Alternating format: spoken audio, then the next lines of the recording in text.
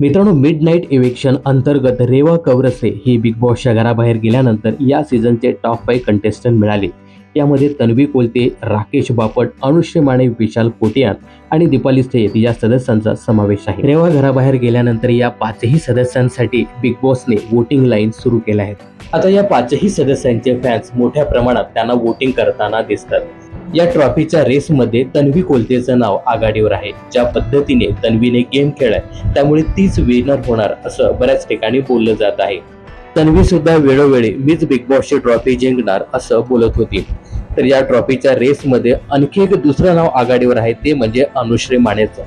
अनुश्री माने हिचा देखील गेम बऱ्याचशा प्रेक्षकांना आवडला आहे. या दोघींपैकीच एक जण ट्रॉफी जिंकेल असं बोललं जात आहे. मात्र आता अशातच एका वेगळ्याच नावाची चर्चा सध्या विकिपीडियावर पाहायला मिळते. विकिपीडियाचा एक स्क्रीनशॉट सोशल मीडियावर मोठ्या प्रमाणात व्हायरल होत आहे. या स्क्रीनशॉट मध्ये बिग बॉसचे विजेती तन्वी किंवा अनुश्री नव्हे तर थेट आरबी म्हणजे राकेश बापटचं नाव पाहायला मिळते. राकेश बापट हा बिग बॉस मराठी सीझन 6चा विजेता आहे असं नाव त्याच्यामध्ये पाहायला मिळते.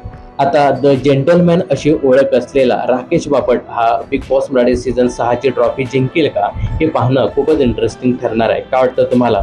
राकेश बापट बिग बॉसची ट्रॉफी जिंकेल का? राकेश जिंकला नाही तर दुसऱ्या कुठल्या सदस्याने जिंकायला पाहिजे असं तुम्हाला वाटतं? हे कमेंट्स करून नक्की सांगा.